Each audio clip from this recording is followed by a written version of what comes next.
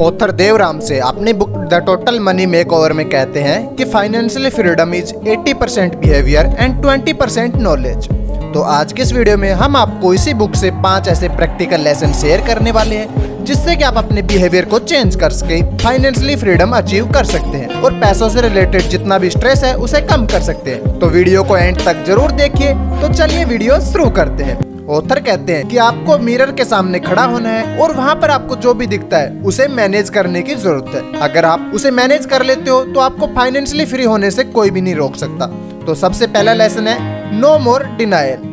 Author कहते हैं कि हमारे फाइनेंशियल कंडीशन हमारी फिजिकल हेल्थ की तरह होती है, क्योंकि अगर हमारी फिजिकल हेल्थ पर हम ध्यान नहीं देते हैं तो हम काफी ज्यादा मोटे हो जाते हैं, और अगर हम एक लंबे समय तक जंक फूड खाते हैं तो काफी ज्यादा आउट ऑफ शेप हो जाते हैं। उसी तरीके से अगर हम अपने फाइनेंसेस पर ध्यान नहीं देते हैं और हमेशा खर्चा करते रहते हैं और हमेशा डिनाइल में रहते हैं कि हमें तो कोई भी फाइनेंशियली प्रॉब्लम नहीं है, तो हम कभी भी फाइनेंशियली फ्री नहीं बन सकते। लेकिन इसमें प्रॉब्लम ये है कि कई सारे लोग ये एक्सेप्ट नहीं करते कि उनको कोई फाइनेंशियल प्रॉब्लम है और क्रेडिट कार्ड से चीजें खरीदते रहते हैं और सोचते हैं कि हमारे पास तो बहुत सारा पैसा है। तो ऑथर कहते हैं कि आपको डिनाइल से बाहर आना है और अपने फाइनेंसेस को फिजिकल हेल्थ की तरह ट्रीट करना है, और अगर आप ऐसा नहीं करते हो तो आप कब बैंकरप्ट हो जाओगे आपको पता ही नहीं चलेगा।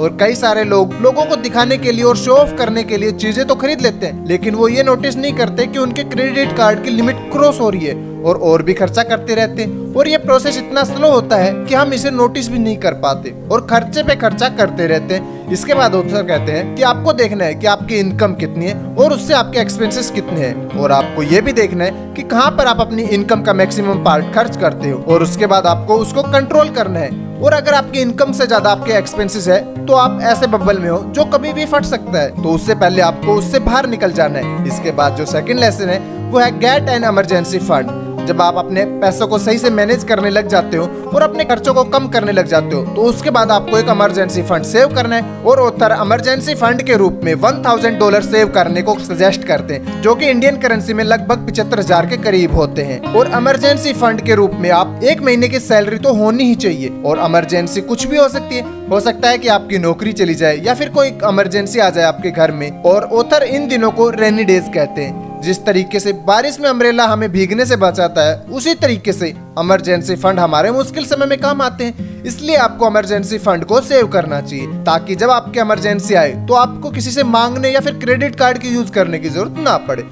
और ये अमाउंट आपको लिक्विड फॉर्म में होनी चाहिए, जिससे कि आप इसे आसानी से यूज कर सके। और आपको इस अमाउंट को कहीं इन्वेस्ट भी नहीं करना है, जैसे स्टॉक्स या फिर म्यूचुअल फंड, और ना ही इसे अपने शौक पूरे करने के लिए यूज करना है, जैसे कि बर्थडे सेलिब्रेशन या फिर कोई नया फोन के लिए। और अगर आप किसी इमरजेंसी के लिए इस फंड को यूज कर लेते हो या फिर किसी अदर रीजन के लिए इसे यूज कर लेते हो, तो आपको जल्दी से जल्दी इस अमाउंट को सेव करना है, और ये सबसे इम्पोर्टेंट स्टेप है। इसके बाद अगला लेसन है डेब्ट स्नोबॉल। अपनी वेल्थ बिल्ड करने के लिए आपको सबसे बड़ा वेपन होता है आपकी इनकम, और सबसे बड़ा दुश्मन होता है आपके लोन। और अपने डेब्ट को क्लियर करने के लिए ऑथर हमें डेब्ट स्नोबॉल का यूज करने को सजेस्ट करते हैं। ऑथर कहते हैं कि जब आप एक स्नोबॉल को एक बर्फ के पहाड़ से नीचे गिराते हो तो वो नीचे आते आते बहुत बड़ा स्नोबॉल बन जाता है। सिमिलरली अगर आप अपने डेब्ट को एक स्नोबॉल की तरह पे करते जाएंगे तो धीरे धीरे आपके सारे डेब्ट क्लियर हो जाएंगे। ऑथर कहते हैं कि अगर आपकी इनकम का 30% से भी ज्यादा अगर लोन को भरने में जाता है तो आप फाइनेंशियली आउट ऑफ शेप हो, और आने वाले 10 सालों में आपको कोई ना कोई फाइनेंशियली प्रॉब्लम जरूर होगी। तो इसके लिए आपको सारे डेब्ट की एक लिस्ट बनानी होगी, और इसके बाद आपको इस लिस्ट में सबसे ऊपर सबसे छोटा अमाउंट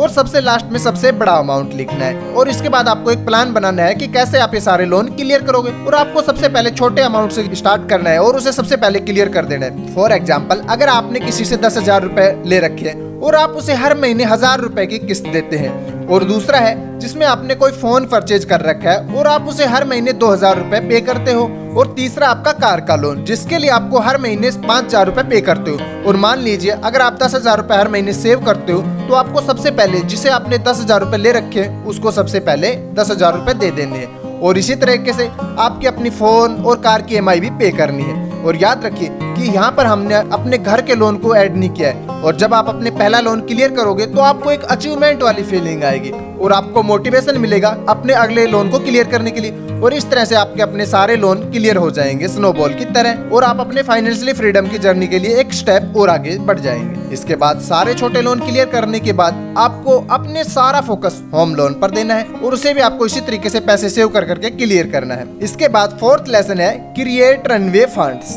अब जब आप अपना सारा लोन क्लियर कर देते हैं और आप लोन फ्री हो जाते हैं तो उसके बाद ऑथर कहते हैं कि उसके बाद आपको एक रनवे क्रिएट करना है और यहाँ पर आपको अपने एक महीने के एक्सपेंसेस को देखना है। जैसे मान लीजिए आपका एक महीने का खर्चा 50,000 रुपए तो आपको इसे 3 से मल्टीप्लाई कर देना है और ये हो जाता है आपका 3 महीने का लिविंग एक्सपेंसेस जो होता है 1,50,000 रुपए। तो 3 महीने के लिए आप फाइनेंशियली सिक्योर हो जाओगे। और इस दौरान कुछ ऐसा होता है कि जैसे कि आपकी नौकरी चली जाती है तो आप 3 महीने तक सर्वाइव कर सकते हैं और आप इन 3 महीने में अपने एक्सपेंसेस को कवर कर सकते हैं और इस 3 महीने में आप कोई नई नौकरी ढूंढ सकते हैं। और कंप्लीट फाइनेंशियल स्टेबिलिटी के लिए कम से कम आपके पास 1 साल का रनवे फंड होना चाहिए जिसमें आप 1 साल कोई काम ना करो तो भी आप सर्वाइव कर सको। और ऑथर कहते हैं कि आपको इस रनवे फंड को कहीं इन्वेस्ट नहीं करना है क्योंकि अगर हो सकता है कि इन्वेस्टिंग से आपको इतना रिटर्न ना मिले, लेकिन अगर ये पैसा आपके बुरे वक्त में काम आ सकता है और आपको किसी से लोन लेने की भी जरूरत नहीं पड़ेगी। इसके बाद 5वां लेसन है इन्वेस्ट एंड एंजॉय।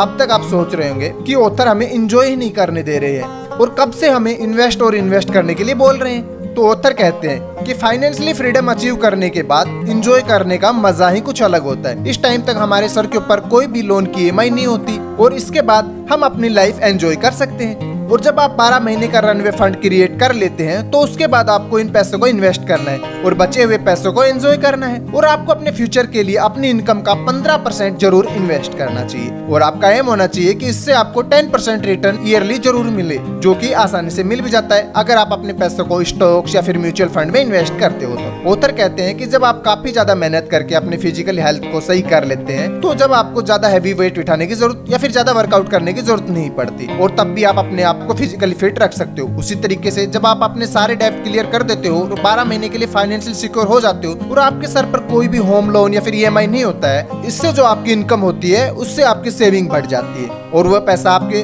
लोन और EMI जाने की बजाय आप उस पैसों को सेव या फिर इन्वेस्ट कर सकते हो और बाकी बचे पैसों को एंजॉय कर सकते हो। और इन्वेस्टिंग से जो रिटर्न मिलेगा उससे आप अपनी वेल्थ को बिल्ड कर सकते हो और इससे अपने ड्रीम फाइनेंशियल फ्रीडम को अचीव कर सकते हो। तो ये थे 5 लेसन जो इस amazing book that total money makeover से। तो अगर आप भी फाइनेंशियली फ्रीडम अचीव करना चाहते हैं तो इन सारे स्टेप को जरूर फॉलो करिएगा। और अगर आप इस बुक को पढ़ना चाहते हैं तो इसकी परचेज लिस्ट हमने डिस्क्रिप्शन में डाल दी है, तो आप वहां से इस बुक को परचेज कर सकते हो। और अगर आप किसी पर्टिकुलर टॉपिक के ऊपर वीडियो चाहते हैं तो आप नीचे कमेंट सेक्शन में बता सकते हैं, हम कोशिश करेंगे उसके ऊपर वीडियो बनाने की। और अगर ये वीडियो आपको अच्छी लगी तो वीडियो को लाइक, शेयर और चैनल को सब्सक्राइब जरूर करें।